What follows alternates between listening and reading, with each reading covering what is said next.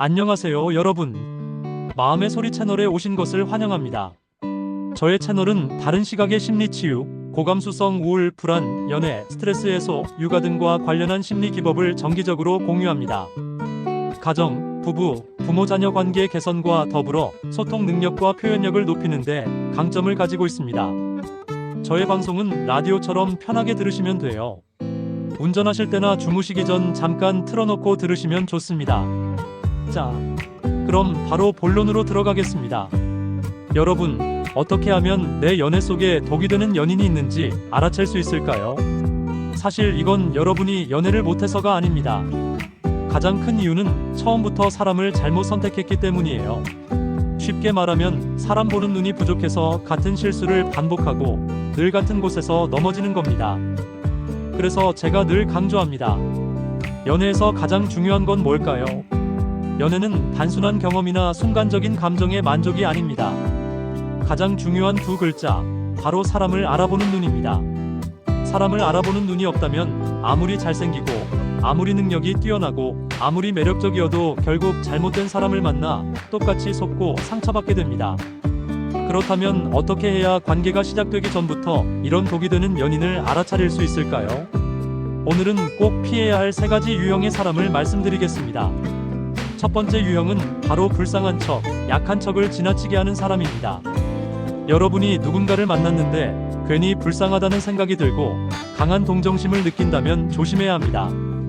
왜냐하면 정상적인 자존심을 가진 사람이라면 자신의 약점을 쉽게 드러내지 않습니다. 오랜 시간 서로를 잘 알고 신뢰가 깊어졌을 때만 보여주는 거죠. 그런데 만난 지 며칠, 몇 달 되지도 않았는데 벌써부터 힘들다, 가난하다, 상처받았다고 말하며 불쌍한 캐릭터를 내세운다. 이건 대체로 의도가 있는 겁니다. 그 의도가 뭘까요?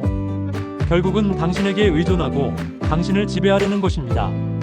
당신을 중심으로 모든 걸 돌보게 만들고 정작 당신이 힘들 때는 되레 당신을 탓합니다. 다투면 대화 대신 침묵으로 버티고 헤어질 땐 갑작스럽게 관계를 끊어버립니다.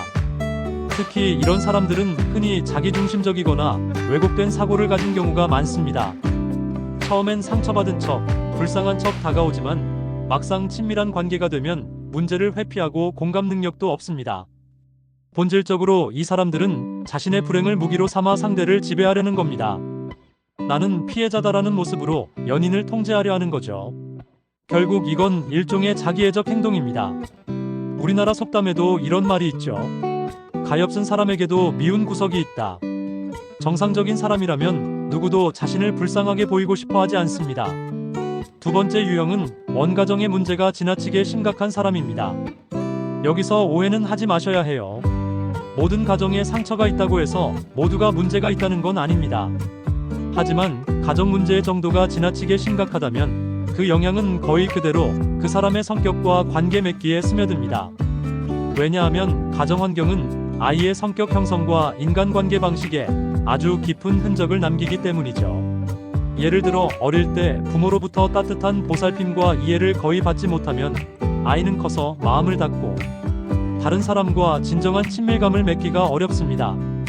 부모와의 관계 자체가 단절돼 있었기 때문이에요. 또 아버지의 존재가 거의 없고 집안일을 어머니 혼자 감당한 가정에서 자란 아들은 성인이 되어서도 늘 엄마에게 의존적인 사람이 될 가능성이 큽니다.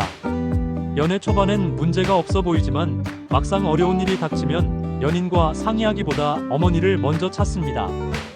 흔히 말하는 엄마와의 공생 관계죠. 이런 경우 결혼 후에는 아내와 시댁의 갈등이 커질 수밖에 없습니다. 그래서 원가정의 상처가 지나치게 큰 사람은 스스로 성찰하거나 치유하려는 노력이 없는 이상 연애나 결혼에서 반드시 문제가 생길 수밖에 없습니다. 세 번째 유형은 친밀한 친구가 없거나 주변 친구들이 전부 문제가 많은 사람입니다. 여러분 잘 보셔야 합니다. 한 사람이 친구 관계조차 제대로 유지하지 못한다면 더 깊은 관계인 연애나 결혼은 말할 것도 없다는 뜻이에요. 친구 관계는 상대적으로 가볍고 유지하기 쉬운 편입니다.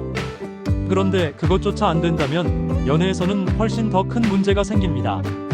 아예 친구가 필요 없다고 생각하는 사람도 있는데 이런 경우는 기본적으로 감정적인 교류를 회피하는 성향이 강합니다. 그래서 연애를 해도 늘 거리가 느껴지고 상대는 외로움을 느낄 수밖에 없습니다. 또 다른 경우는 친구는 있는데 그 친구들이 하나같이 문제투성이인 경우입니다. 옛말에 이런 말이 있죠. 사람을 알려면 그 친구를 보라. 친구는 결국 자기와 비슷한 사람들이기 때문입니다.